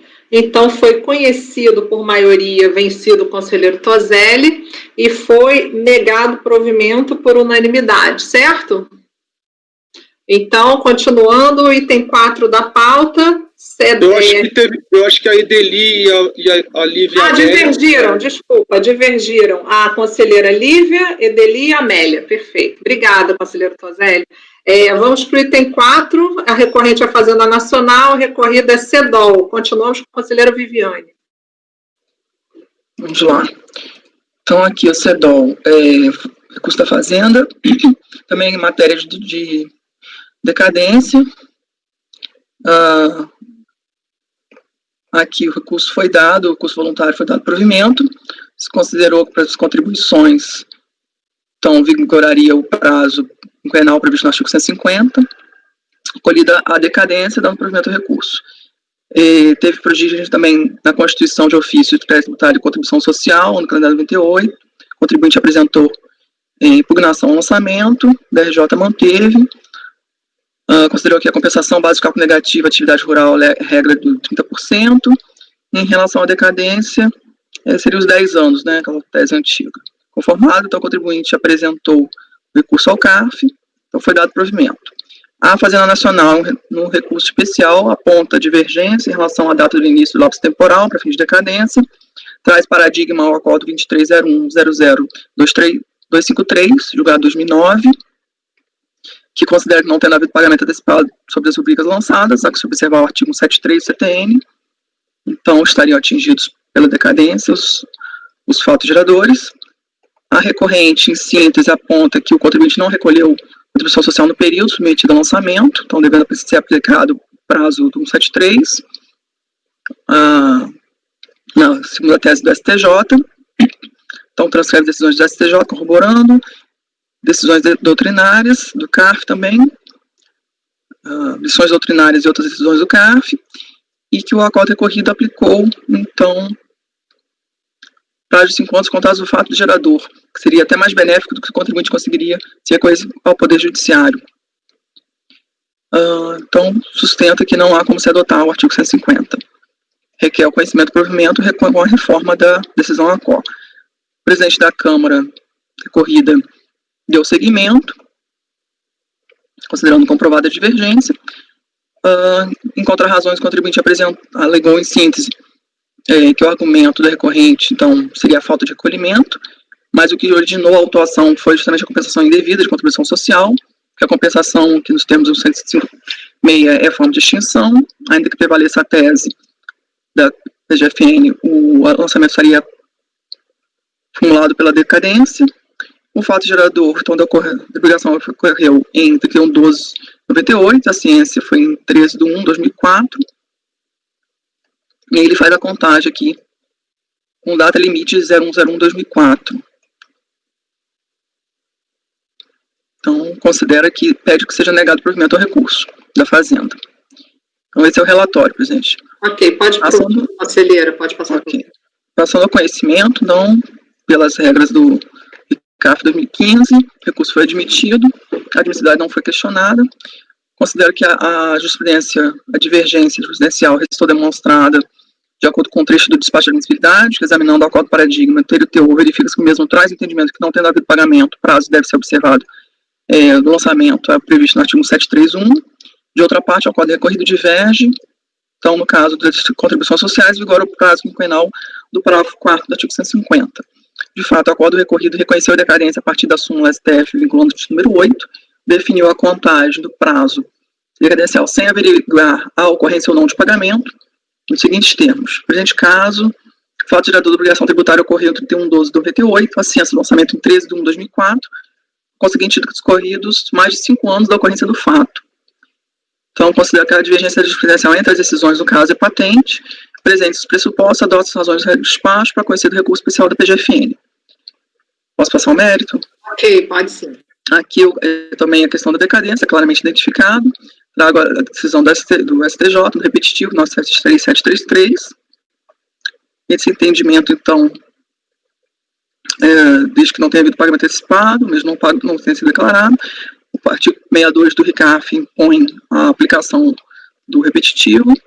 Em contra-razões, o recorrido, visando manter a decisão ACOR, argumenta que não se trata de lançamento por falta de recolhimento, mas decorrente de compensação indevida.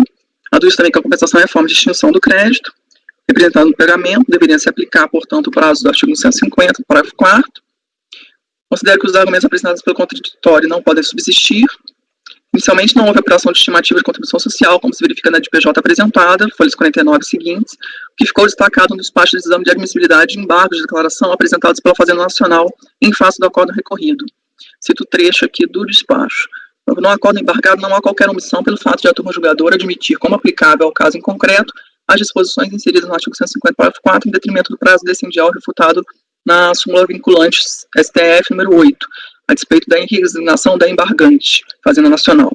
Aliás, da análise detida dos autos, além do acordo embargado, trata-se da cópia da DPJ 99 em questão, que não houve contribuição social a ser recolhida, pois a empresa informou base de cálculo negativa de janeiro a dezembro de 98, folhas 49 e 54, pelo que é incabível qualquer alusão a pagamentos parciais ou integrais de contribuição social. Então, de fato, houve a compensação base de cálculo negativo de períodos anteriores, no montante total apurado no ano de 98, como demonstrado na ficha 30 da DPJ 99, aqui as folhas 55. E a autoridade fiscal apontou a compensação indevida, esclarecendo no auto de infração que o fato do contribuinte ter compensado em sua declaração de imposto de renda integralmente a base de cálculo da contribuição social. Destacamos que somente após a publicação da MP 1991 de 2000 e suas edições foi facultada ao sujeito passivo a compensação sem limite da base de cálculo negativa relacionada à atividade rural. Anteriormente, a vigência da mesma só era permitida a compensação do prejuízo da atividade rural sem atraso dos 30%, ou seja, a base de cálculo negativa da contribuição social na atividade rural seria o previsto no artigo 16 da 9065 de 95.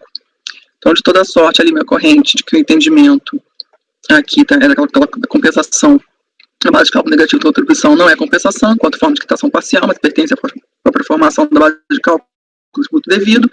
Cito aquele mesmo paradigma, mesmo precedente, né, da turma, no final 9101-0020-81 de 2015. E aqui eu, no mesmo sentido, faço a exclusão desse trecho do outro precedente que foi referido.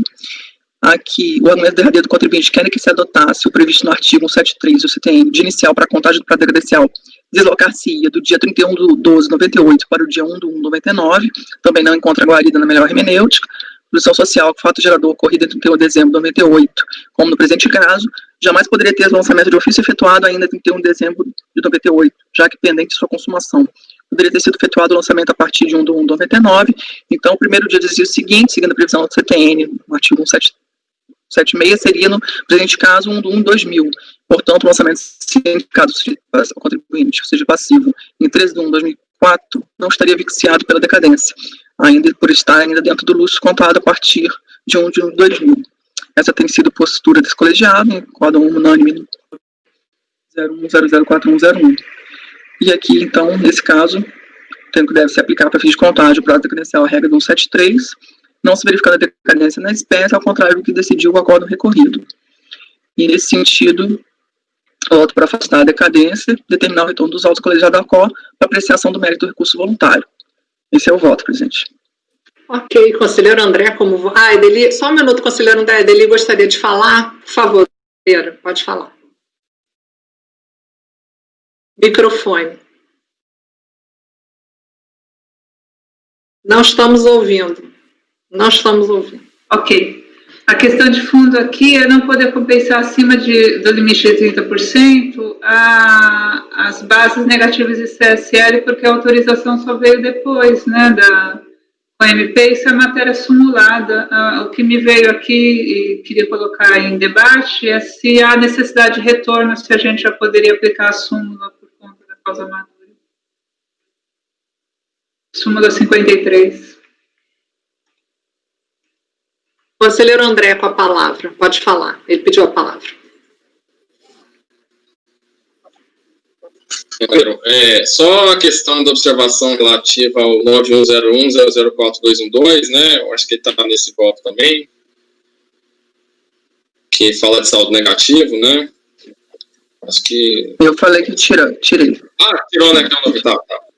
E em relação à questão processual levantada pela doutora Lideli, nós já temos composição antiga, né? Não com os senhores agora, lógico que tudo é passível de alteração, mas anteriormente havia um entendimento que se a matéria for estritamente de direito e passível de resolução de súmula, a Câmara Superior poderia já encerrar o litígio, entendeu? Tá? Então, por exemplo, juros sobre multa, tá? Então, assim, justificaria o colegiado estar devolvendo os autos para a turma qual se manifestar sobre juros, a respeito de juros sobre multa, tá?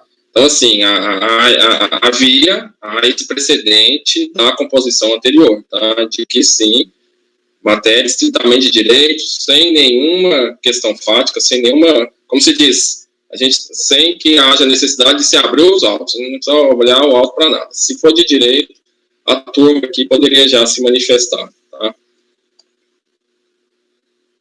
Ok, então podemos começar a votação ou alguém quer falar mais alguma coisa? Então, conselheiro André.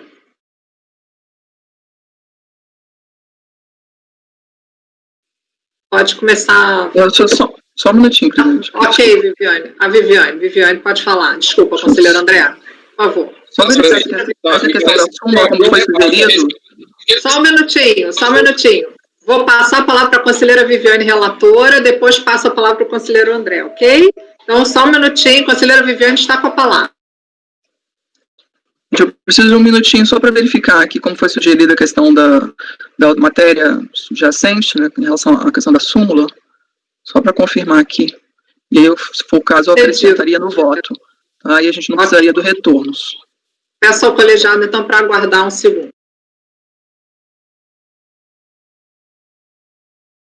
Se o conselheiro André quiser se manifestar, a gente pode... Tudo bem, então vamos lá. Conselheiro André.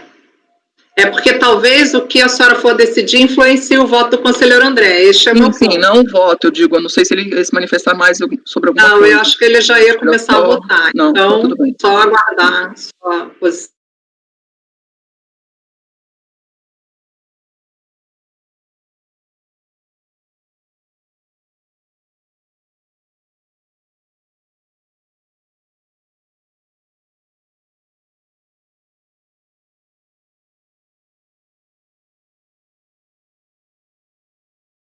Conselheiro André, se você quer falar, pode falar. Conselheira Edeli também está na fila. Eu citei os precedentes. Isso aqui dava até para simular já, que eu já estava até fazendo um trabalho de proposta de súmula dessa questão. O precedente, isso aqui, ó. Final, tá? É tudo 9101, tá?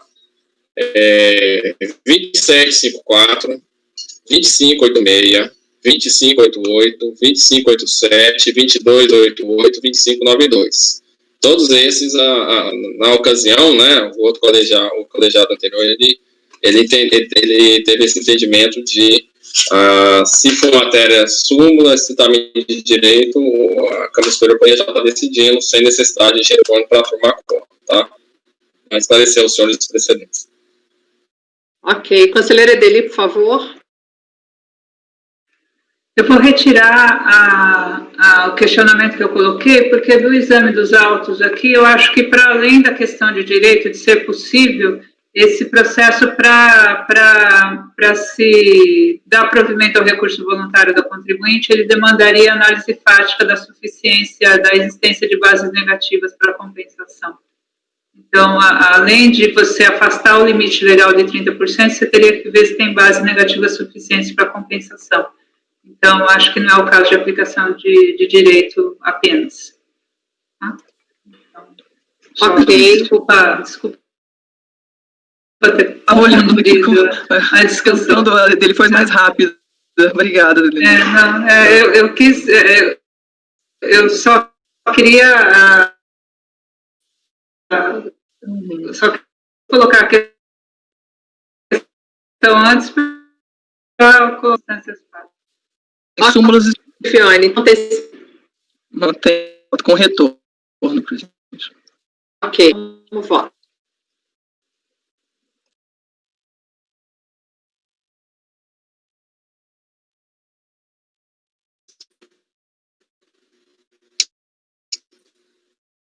Lívia, vota.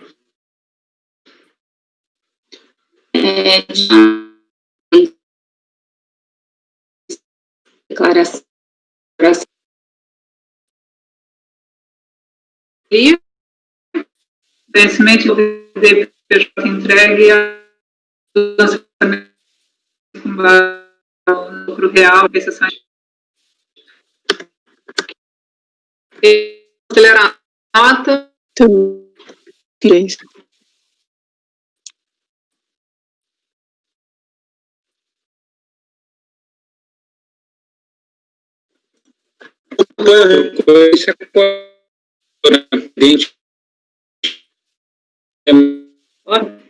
Então, foi esse por maioria da isso vencidas as redelícias, só no mês foi por maioria por unanimidade, tá? Foi a maioria. Por favor, a palavra, por favor, Fábio.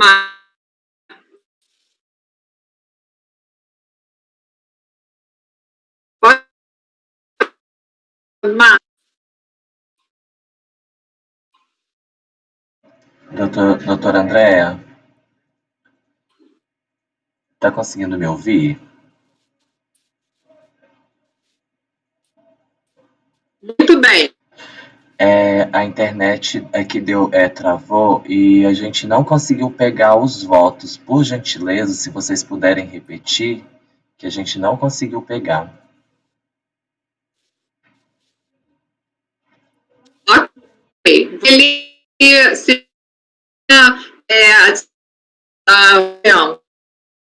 Vamos lá. A relação por da curso da fundamental. Eu vou passar a turma como vou.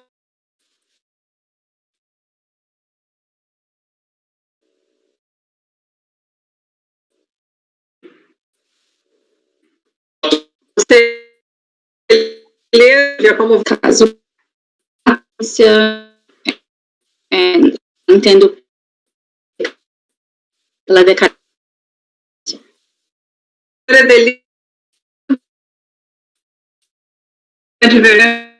Divertimento.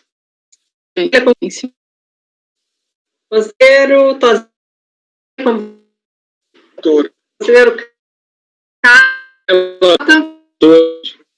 eu acompanho esse por unanimidade provimento por maioria das coisas e Amélia. Mas é Lívia e Amélia. Pegar com distância, ok? Pegou o resultado.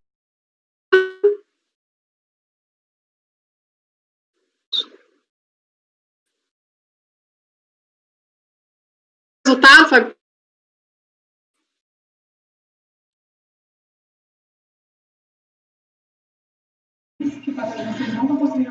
Apoio ao julgamento da Câmara Superior.